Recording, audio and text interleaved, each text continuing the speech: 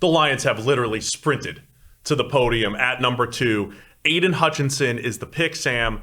And again, we just talked about this with Trayvon Walker a few weeks ago. This wasn't really in the cards. We've been saying for months, who do the Lions pick it to? This is really difficult because we had Kyle Hamilton there for a while. You just didn't know like who the second best player was in the draft. We felt good about Aidan Hutchinson being the best player in the draft, and now he stays home in Michigan, the number 2 pick here for the Lions. Yeah, I mean, this was a scenario that the Detroit Lions probably didn't think was going to be on the table for them, and they absolutely jump all over it. I think they wanted an edge rusher at number 2. They were probably thinking Thibodeau, Trayvon Walker, whoever it is, Jermaine Johnson, and they ended up getting a shot at Aidan Hutchinson because the Jags took a shot at crazy athletic upside over production, leaving the Lions with Aidan Hutchinson. And look, he's not the perfect prospect. He's not of the caliber of Myles Garrett, of Joey Bosa, of Nick Bosa.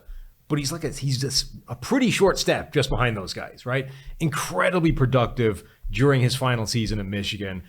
Big bodied guy, wins with this insane inside counter move all the time. Now, the question is, does that still work at the NFL level when you're going to have to win with speed around the edge to at least make NFL offensive tackles respect that? Otherwise, they're not going to give you that inside counter move. And no amount of being 6'7" and 270 pounds is going to give you that if you don't have the speed to threaten them on the outside. But, for the Lions, it's a safe pick, right? It's the obvious pick. It's the right pick. They could have gone in different directions. They could have done what the Jags did and maybe chased greater upside or special, but they just get a really good player who's probably maybe the safest pick in the draft, maybe the best pick in the draft. This is, I think, a great move for Detroit. I love it a lot for the Lions. They now have Romeo Okwara for the next couple of years. They have Charles Harris, who they just brought back, who had a breakout season as a pass rusher.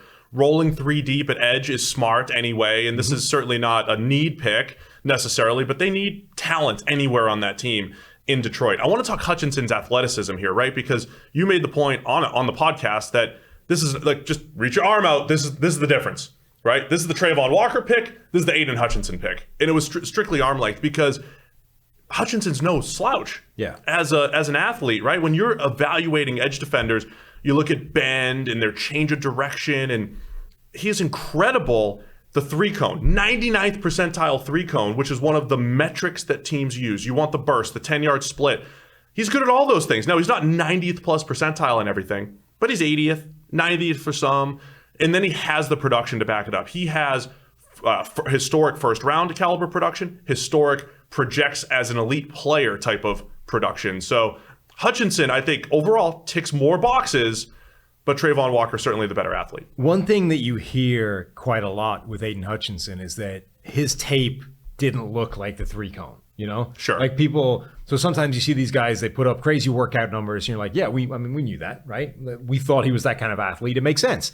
And then sometimes you see a guy who didn't really look like that. You're like, whoa, where did that time come from? Like, that didn't really look like that was the case on tape. I think that's what a lot of people argue that Aidan Hutchinson was, is that we didn't really see that 99th percentile 3-cone because we didn't see him winning around the edge a lot of the time. Now, what was that? Is that he doesn't have the kind of bend that 3-cone time says he has? Or is that arm length related, right? Is he not able to get to the edge because he's got shorter arms than some of these other guys?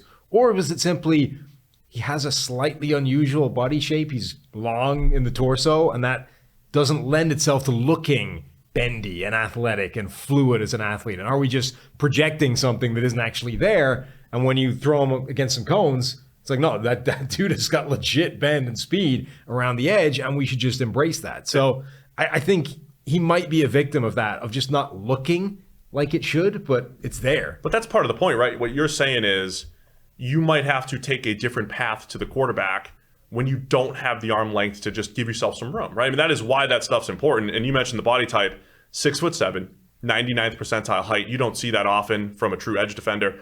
The 32, just over 32-inch arms, right? 17th percentile. You just don't see that type of discrepancy either. So, look, that was probably part of the equation for the Jaguars, but the Lions thrilled with this pick.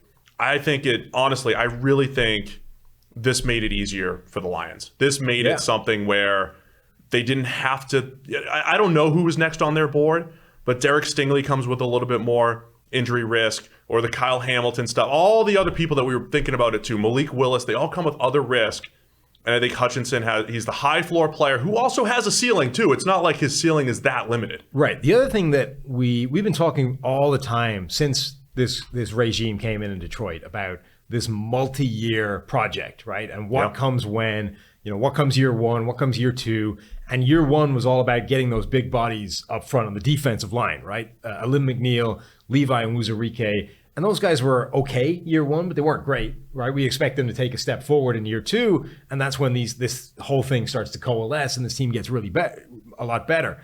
Aidan Hutchinson's the kind of player who, whatever his ceiling is likely to be good, not just period, but good right away. Yeah. So he's probably in the same place as Onwuzurike and Alim McNeil in terms of development. Like all of a sudden, that defensive line could come together like in a hurry if Charles Harris is able to continue what he did last year, if Romeo Okwara stays playing well and Hutchinson comes in, hits the ground running, and those two guys up front, the big guys, develop, like all of a sudden that's a pretty nasty looking front seven. It is, and it's a lot of pieces coming together, I think, for that Lions team. Hutchinson, as we mentioned about the athleticism stuff, very good in that department, 94.5 grade last year, one of the best we've ever seen in PFF history. So loving this pick for the Detroit Lions.